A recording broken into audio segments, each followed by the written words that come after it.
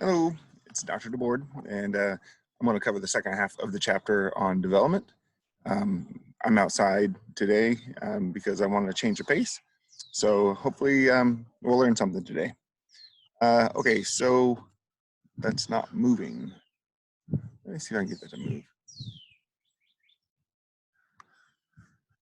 There we go. All right, so we left off with intellectual development of children. The other thing that's important for children is their social attachment. We talked about their physical growth, their intellectual and cognitive growth, and now we have their social growth. Some of the first work on early relationships had to do with animals being studied.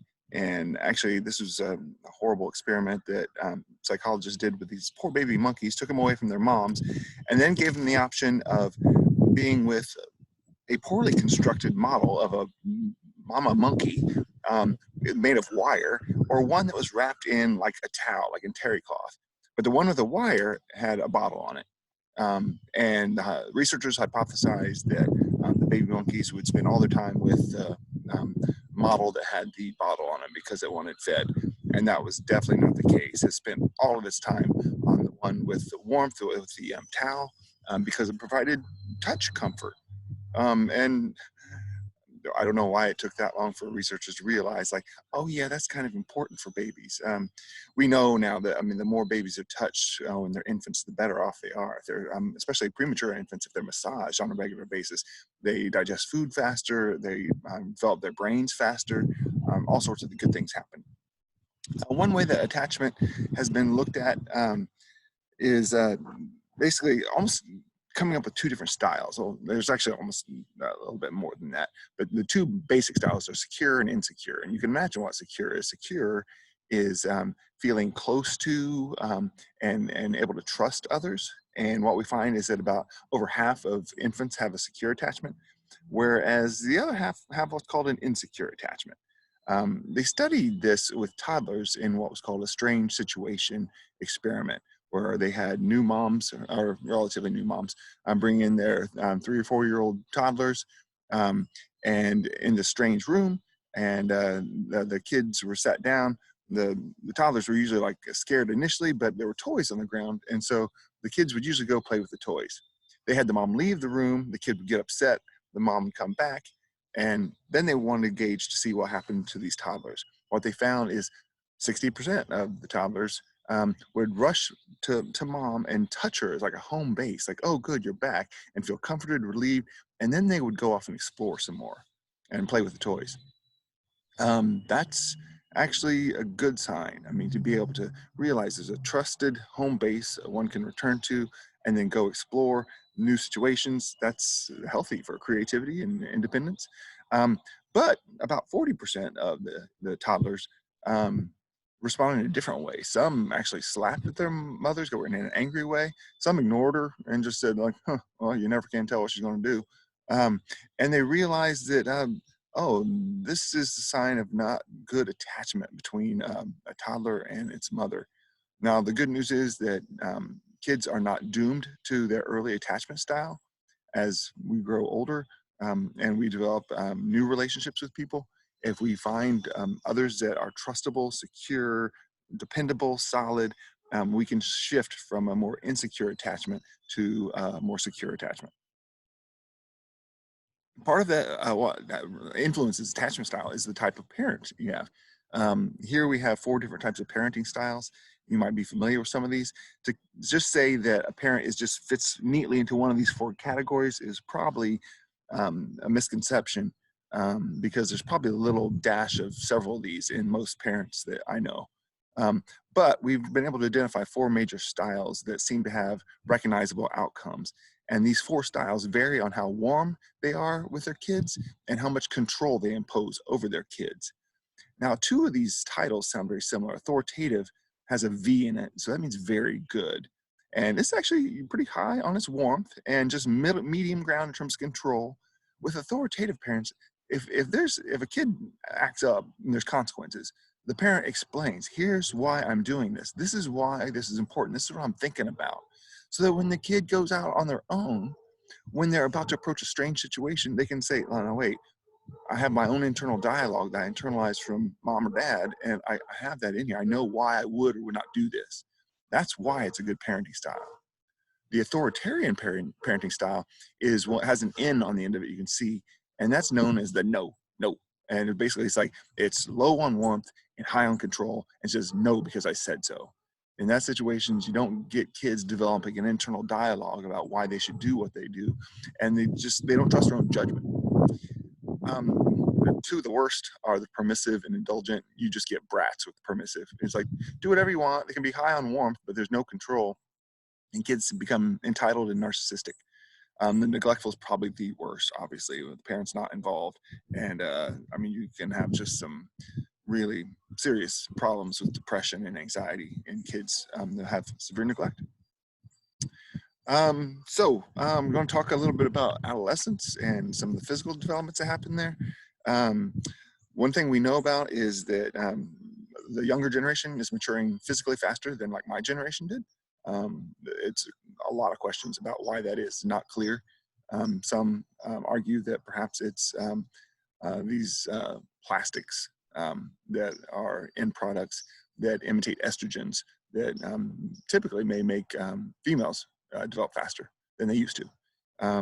What we know about research on early maturing girls and early maturing boys, early maturing girls become self-conscious initially and just to feel a little unsure of themselves. Early maturing boys, on the other hand, are typically better in sports and feel more confident, and they get a lot of good things that come from that. The good news is, as their classmates catch up, those effects all go away. What we also know about brain development in adolescence is that you may remember that the limbic system is that's the hippocampus, the amygdala, hypothalamus. That's the emotional center of the brain that Phineas Gage operated on.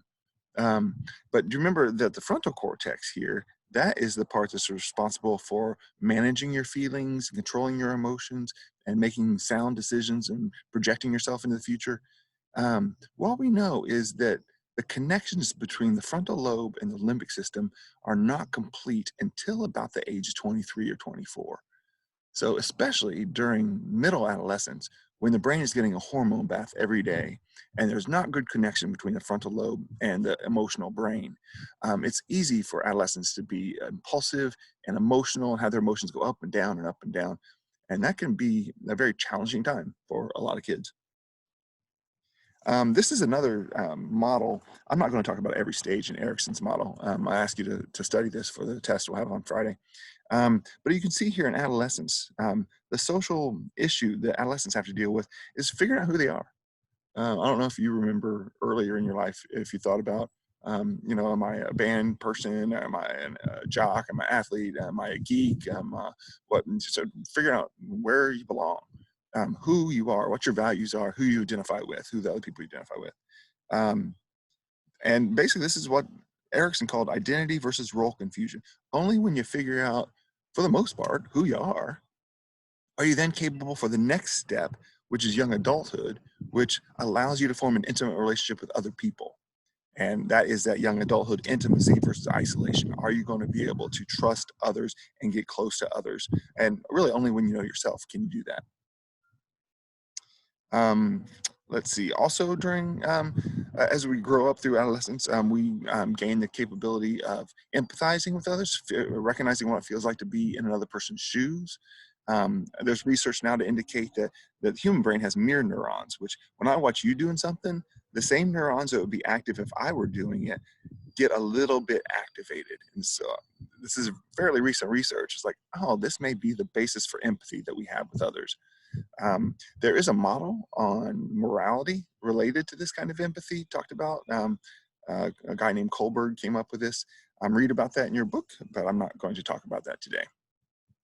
In adulthood, we have about 5 minutes to cover the last part of development.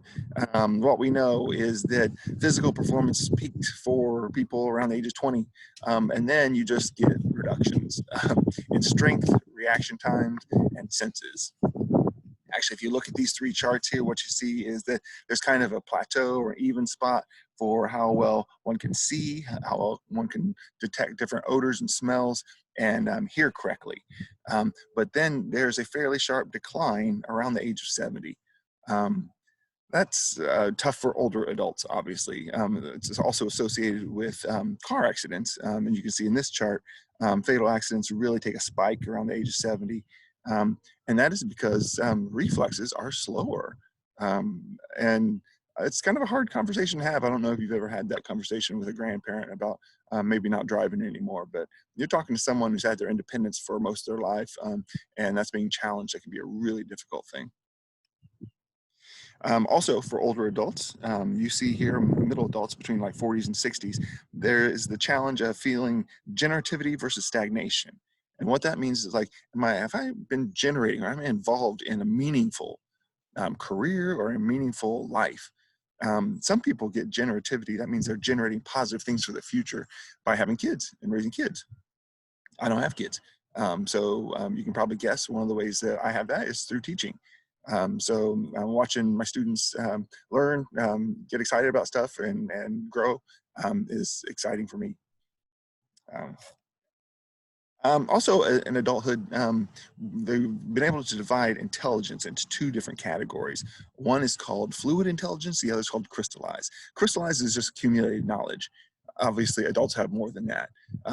Young folks have more fluid intelligence. They can think quickly on their feet. They can solve problems, new situations easily. They're much more flexible, much more adaptable. Older people have a more difficult time doing that. So if I gave you my iPhone and said, figure out how to use this app, I'm sure you could do it in a second. It would probably take me a while to figure that out. Social development. One of the things I'm mainly going to comment as a person gets older, they typically have fewer friends, but the friendships they have are closer and more stable. And there's some more trust there. In romantic relationships, I'm just going to share this information with you. There's been some researchers who've been able to, well, actually working with thousands of couples. Their name's John Gottman and his partner have filmed arguments between couples and then been able to dissect things that lead to problems. And what they have identified are what they call the 4 no-nos, or also they call it the 4 horsemen of the apocalypse for a relationship. And they say if they see any one of these in an argument, that is a sign that the relationship might not last, or it's very unlikely to last. One is just totally criticizing, just going after another person and taking no responsibility yourself for the problems that a couple is sharing. The second one is the worst one. That's contempt. If you just treat the person like they're crap, like they don't deserve your time, they are filth, they are not even human, you roll your eyes, you mock them, that's the worst sign. Defensiveness, if you're being challenged and all you can say is no, that's not true, no, and you just block that off, that's also a very bad sign. And the final one is something that men typically do more than women, and that's called stonewalling. And that is just shutting down and not saying anything or leaving the room. Obviously not a good strategy. But one of the things that Gottman has found is that when he attaches like temperature gauges on the fingers of men and heart rate monitors, when men are stonewalling, their body is in huge sympathetic nervous system arousal. Their heart's pounding, they're sweating, they're really upset, but they're not expressing anything. That is not good for a relationship. Keep this in mind if you want to have a good relationship as you grow older. And that's all I have for you on development. I hope this helped you for the upcoming test on Friday. Have a good one.